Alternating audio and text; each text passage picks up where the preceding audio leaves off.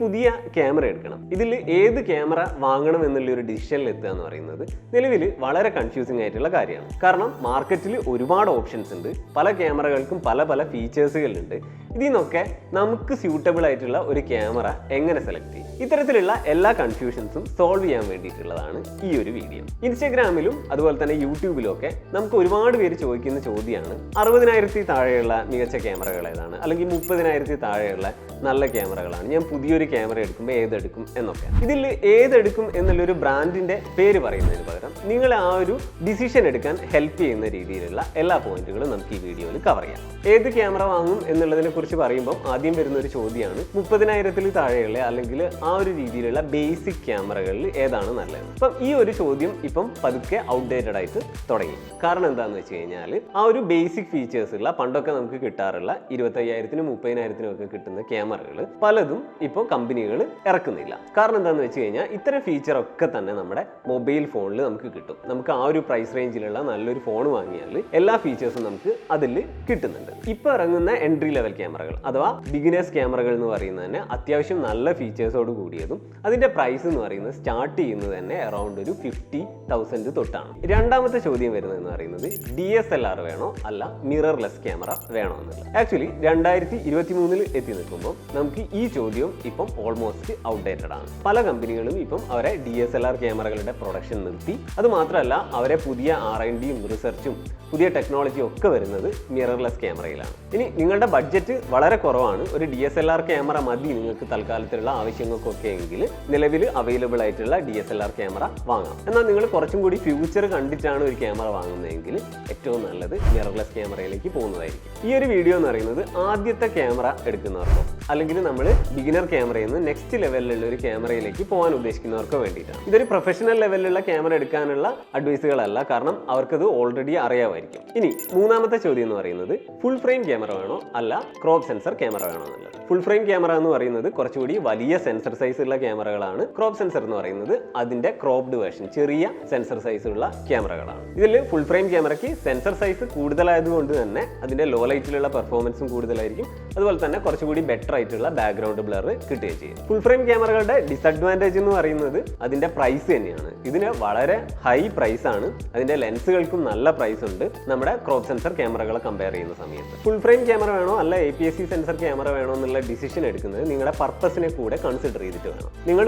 ഒരു ജോബായിട്ട് ഇതിനെ കരുതുന്നുണ്ടെങ്കിൽ, പ്രൊഫഷണൽ ലെവലിൽ നിങ്ങൾ ഫോട്ടോഗ്രാഫിനെ കൊണ്ടുപോകുന്നുണ്ടെങ്കിൽ ഫുൾ ഫ്രെയിം ക്യാമറ ചൂസ് ചെയ്യുന്നത് നല്ലതായിരിക്കും. അതുപോലെ തന്നെ നിങ്ങൾക്ക് അതിനനുസരിച്ചുള്ള വലിയ ബഡ്ജറ്റും ഉണ്ടെങ്കിൽ അത് ചൂസ് ചെയ്യാം. ഇനി അതല്ല, നിങ്ങൾക്ക് അല്ലാത്ത പർപ്പസിനുള്ള ഒരു ക്യാമറയാണ് വേണ്ടതെങ്കിൽ നിങ്ങൾക്ക് തീർച്ചയായിട്ടും APS-C ക്യാമറ തന്നെ നല്ല ഓപ്ഷൻ ആയിരിക്കും. ഈ രണ്ട് ക്യാമറകളെ കുറിച്ച് നിങ്ങൾക്ക് ഡീറ്റെയിൽ ആയിട്ട് അറിയണമെങ്കിൽ നമ്മൾ മുന്നേ ഒരു വീഡിയോ ചെയ്തിട്ടുണ്ട്, അതിന്റെ ലിങ്ക് ഡിസ്ക്രിപ്ഷനിൽ കൊടുത്തിട്ടുണ്ട്. ഇനി എങ്ങനെയാണ് നിങ്ങൾക്ക് സ്യൂട്ടബിൾ ആയിട്ടുള്ള ഒരു ക്യാമറ സെലക്ട് ചെയ്യുക, അതിന്റെ ഒരു ഡിസിഷന്റെ പ്രോസസ് എന്താണ്, അതിന് കൺസിഡർ ചെയ്യേണ്ട ടെക്നിക്കൽ സൈഡ് എന്താണെന്നുള്ളത് നമുക്കൊന്ന് നോക്കാം. സ്റ്റെപ്പ് നമ്പർ 1, നിങ്ങൾ ഈ ക്യാമറ വാങ്ങുന്നതിന്റെ പർപ്പസ് എന്താണെന്നുള്ളത് ഡിഫൈൻ ചെയ്യാന്നുള്ളതാണ്. ഈ ക്യാമറ നിങ്ങൾ യൂട്യൂബ് വീഡിയോസുകൾ ഉണ്ടാക്കാൻ വേണ്ടിയിട്ടാണോ യൂസ് ചെയ്യുന്നത്, അല്ലെങ്കിൽ ഫാമിലി ഇവന്റുകളൊക്കെ ഷൂട്ട് ചെയ്യാനാണോ, പ്രോഡക്റ്റ് ഫോട്ടോഗ്രാഫിക്കാണോ, ഫാഷൻ ഫോട്ടോഗ്രാഫിക്കാണോ, അല്ല വൈൽഡ് ലൈഫ് ഫോട്ടോഗ്രാഫിക്കാണോ, ഇനി ഫോട്ടോയും വീഡിയോയും കൂടി എടുക്കാൻ വേണ്ടിയിട്ടുള്ളതാണോ, ഇത്തരത്തിൽ എന്തിനു വേണ്ടിയിട്ടാണ് എന്നുള്ളത് ഡിഫൈൻ ചെയ്യാന്നുള്ളത് വളരെ ഇമ്പോർട്ടൻ്റ് ആണ്. കാരണം നമ്മൾ വാങ്ങുന്ന ക്യാമറ അതിന് ഉതകുന്നതായിരിക്കണം. സ്റ്റെപ്പ് നമ്പർ 2, ഈ പർപ്പസിന്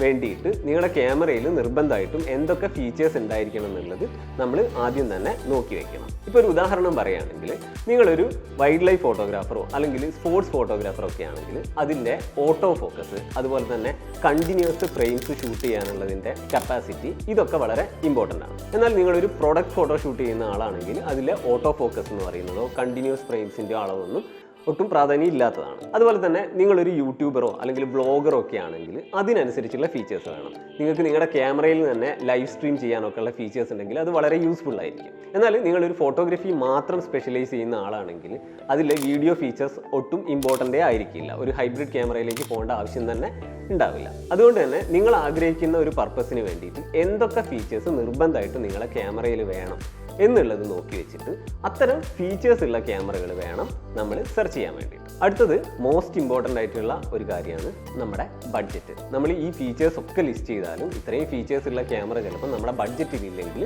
നമുക്കത് ബുദ്ധിമുട്ടായിരിക്കും. അതുകൊണ്ട് നമ്മുടെ ബഡ്ജറ്റിൽ ഇതിലെ ഏറ്റവും പ്രധാനപ്പെട്ട ഫീച്ചേഴ്സ് ഒക്കെ ഉള്ള ഒരു ക്യാമറ ഏതാണെന്നുള്ളത് നമ്മൾ സെർച്ച് ചെയ്ത് ഫൈൻഡ് ചെയ്യുക എന്നുള്ളതാണ്. ഇനി നിങ്ങൾ ക്യാമറ വാങ്ങാൻ തീരുമാനിച്ചു, നിങ്ങൾക്ക് ബേസിക് ക്യാമറയുടെ ആവശ്യമുള്ളൂ, പക്ഷേ ആവശ്യത്തിന് ഫണ്ട് ഉണ്ട്, എന്നാൽ പിന്നെ ഒരു നല്ലൊരു ക്യാമറ വാങ്ങിക്കളയാം, ഒരു ഹൈ എൻഡ് ക്യാമറ വാങ്ങിക്കളയാം എന്ന് വിചാരിക്കുകയാണെങ്കിൽ നമ്മൾ ആലോചിക്കേണ്ട മറ്റൊരു കാര്യം എന്താണെന്ന് വെച്ചാൽ ഈ ഹൈ എൻഡ് ക്യാമറയിലുള്ള ഔട്ട്പുട്ട്, അതിൻ്റെ ഫയൽ സൈസ് എന്നൊക്കെ പറയുന്നത് വളരെ കൂടുതലായിരിക്കും. അപ്പം അതിനനുസരിച്ചുള്ള മെമ്മറി കാർഡ് തൊട്ട് അതിൻ്റെ സ്റ്റോറേജിന് വേണ്ട ഹാർഡ് ഡിസ്ക്, ഇതിലുള്ള ഇമേജുകളും വീഡിയോകളും പ്രോസസ്സ് ചെയ്യാൻ കുറച്ചുകൂടി ബെറ്റർ ആയിട്ടുള്ള സിസ്റ്റംസ് വേണ്ടി വരും. അത്തരത്തിൽ നമ്മൾ ക്യാമറയും അതിനോടനുബന്ധിച്ച മറ്റു കാര്യങ്ങളിലൊക്കെ ഒരു ടോട്ടൽ അപ്ഗ്രേഡ് അതിൻ്റെ ഭാഗമായിട്ട് വേണ്ടി വരും. അതിന് കൂടെ നിങ്ങൾ ഓക്കെ ആണോ എന്നുള്ളത് കൂടെ കൺസിഡർ ചെയ്തിട്ട് വേണം ആ ഒരു ഡിസിഷൻ എടുക്കാൻ വേണ്ടിയിട്ട്.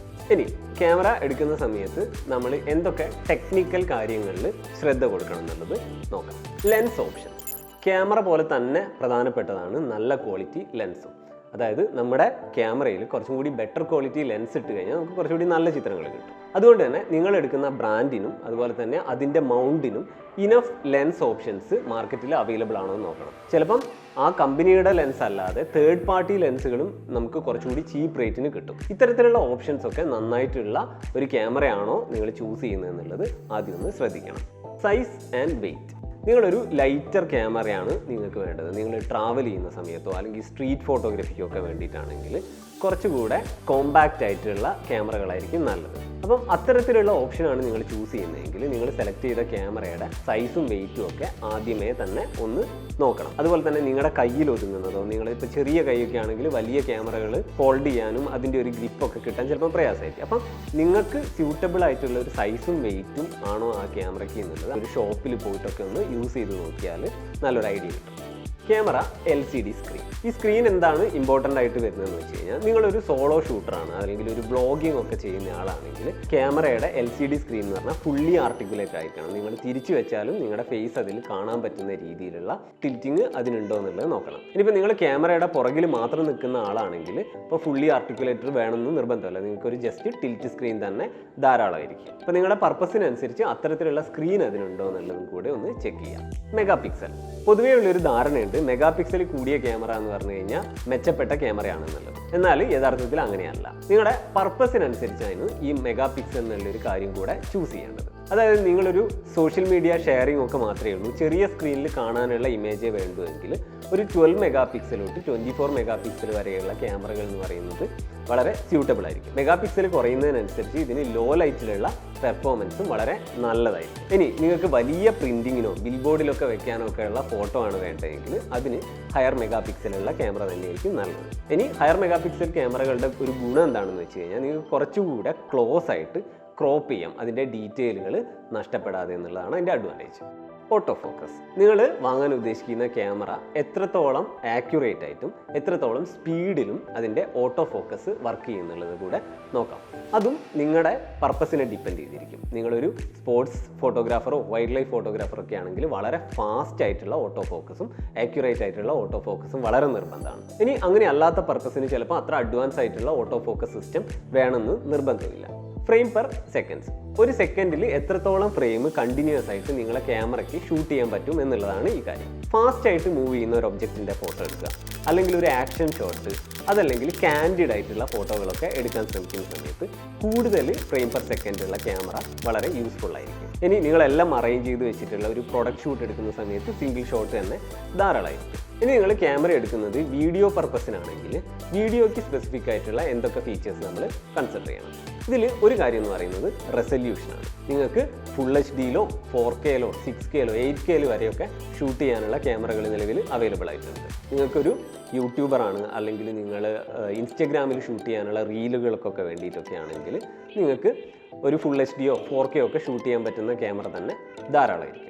Slow motion video features. Cinematic വീഡിയോസുകൾ ഉണ്ടാക്കുമ്പോൾ നമ്മൾ ഏറ്റവും കൂടുതൽ യൂസ് ചെയ്യുന്ന ഒരു കാര്യമാണ് സ്ലോ മോഷൻ വീഡിയോസ്. അപ്പം നിങ്ങളെ ക്യാമറയ്ക്ക് എത്രത്തോളം സ്ലോ മോഷനിൽ ഷൂട്ട് ചെയ്യാൻ പറ്റും അല്ലെങ്കിൽ അതിൻ്റെ കപ്പാസിറ്റി എത്രയാണെന്നുള്ളത് നമുക്കൊന്ന് ചെക്ക് ചെയ്യുന്നത് നല്ലതായിരിക്കും. നോർമലി 50 FPS അല്ലെങ്കിൽ 60 FPS അതിന് മുകളിലോട്ടോ ഉള്ള ഫ്രെയിം റേറ്റിൽ ഷൂട്ട് ചെയ്യാൻ പറ്റുമാണ് നമുക്കതിനെ സ്മൂത്ത് ആയിട്ടുള്ള സ്ലോ മോഷൻ വീഡിയോകളാക്കി മാറ്റാൻ പറ്റുക. ഇപ്പോൾ ചില ക്യാമറകളിലൊക്കെ 120 FPS അല്ലെങ്കിൽ 240 FPS ഷൂട്ട് ചെയ്യാനുള്ള ഫീച്ചേഴ്സ് ഉണ്ടാവും. അതിനി ഹയർ റെസൊല്യൂഷനിലേക്ക് പോകുന്ന സമയത്ത് ചിലപ്പം വേരിയേഷൻസും ഉണ്ടാവാറുണ്ട്. എത്രത്തോളം സ്ലോ മോഷനിലുള്ള വീഡിയോകളിൽ ആവശ്യമുണ്ടെന്ന് വെച്ച് കഴിഞ്ഞാൽ അതിനനുസരിച്ചുള്ള ഫീച്ചേഴ്സ് നിങ്ങൾ വാങ്ങാൻ ഉദ്ദേശിക്കുന്ന ക്യാമറയിലുണ്ടോ എന്ന് നോക്കാം.